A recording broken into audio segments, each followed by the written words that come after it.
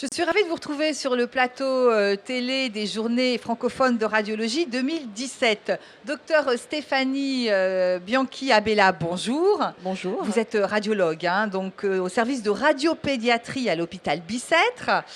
Merci d'être sur notre plateau. On va parler de l'avenir de l'échographie et du village des ultrasons. Vous allez nous raconter un petit peu ce que c'est. Ma première question, c'est quelle est la place des ultrasons dans le paysage de l'imagerie médicale ? Alors les ultrasons, c'est l'imagerie, l'échographie, ce qu'on connaît mieux sous le nom d'échographie. Donc ça prend une place vraiment très importante maintenant dans l'imagerie médicale, avec une technique qui est utilisée à la fois par les radiologues et par des non-radiologues.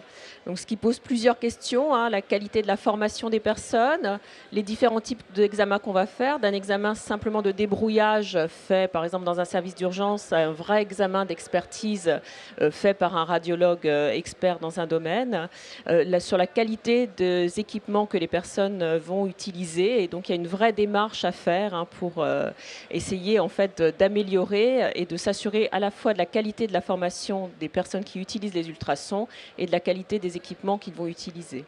Alors, je le disais en préambule, vous êtes dans un service de radiopédiatrie. Comment ça s'applique à votre spécialité ? Alors, les ultrasons, donc l'échographie, a une place majeure chez l'enfant, puisque chez l'enfant, vraiment, on va pouvoir faire des examens de très haute qualité avec une très bonne résolution d'image. Parfois, par exemple, sur l'abdomen, moi je suis plutôt spécialisée dans l'abdomen, avoir des images de très nettes, de bien meilleure qualité par rapport à une IRM ou un scanner. Alors, ce qui n'est pas forcément vrai chez l'adulte. On peut même voir le cerveau des bébés, on peut voir la moelle des bébés avec les ultrasons. Donc c'est vraiment une technique qui est fondamentale dans la pratique chez l'enfant. Et quels sont les développements notables que vous avez notés ?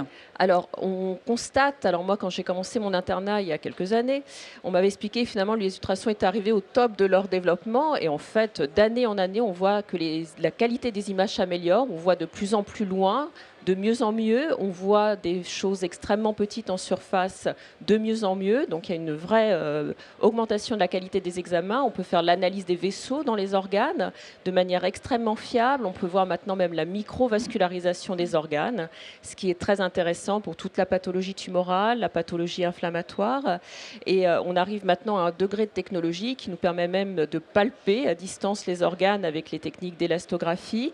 Et on s'avance vers même des techniques de quantification, par exemple de la graisse dans le foie. Donc on a vraiment une imagerie multiparamétrique, où on va avoir l'anatomie, la vascularisation et même les propriétés physiques et chimiques du tissu.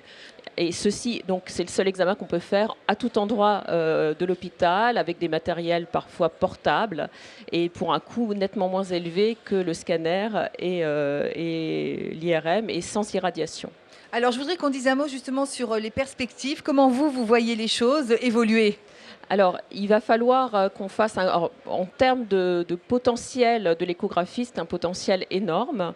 Donc évidemment, les radiologues doivent en prendre pleinement conscience. Les autres spécialités, souvent, on a un peu plus conscience que les radiologues. Donc c'est pour ça qu'on a voulu créer le village des ultrasons pour finalement remontrer, revaloriser cette technique, lui donner une meilleure visibilité, notamment parmi les plus jeunes, pour bien leur montrer que c'est peut-être moins spectaculaire qu'une IRM, mais vraiment il y a des informations extraordinaires qu'on peut tirer de ces examens et très complémentaires par rapport aux autres techniques. Il va falloir qu'on s'engage dans une démarche de qualité, des recommandations extrêmement précises pour assurer la qualité des examens.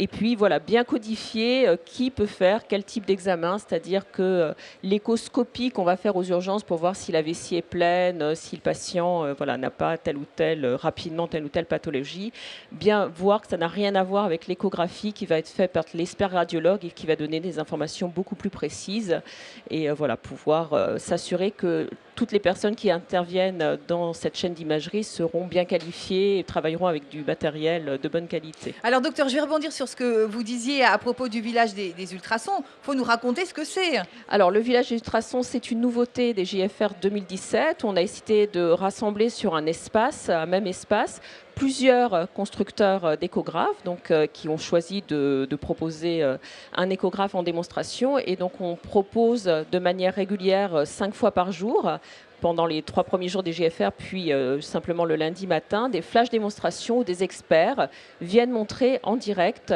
voilà, comment faire une échographie de l'épaule, comment faire un Doppler rénal. Donc tout ça dans un espace ouvert où les gens peuvent venir.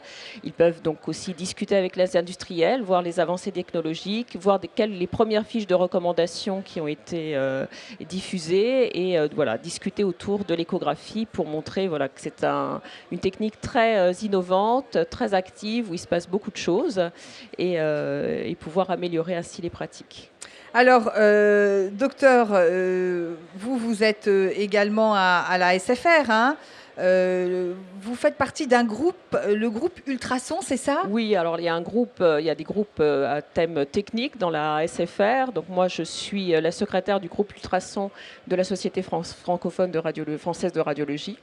Et donc l'objectif de ce groupe va être de monter justement tout le travail autour d'une démarche de qualité pour la formation des radiologues, pour le contrôle qualité des machines. Et donc, on va essayer avec les sociétés d'organes de développer une démarche pour établir des fiches de recommandation, donc disant comment doit être pratiqué tel examen, voilà, quel est le minimum technique à respecter pour que cet examen soit considéré comme un examen de bonne qualité, fiable, voilà, pour assurer que tous les patients aient le meilleur service rendu.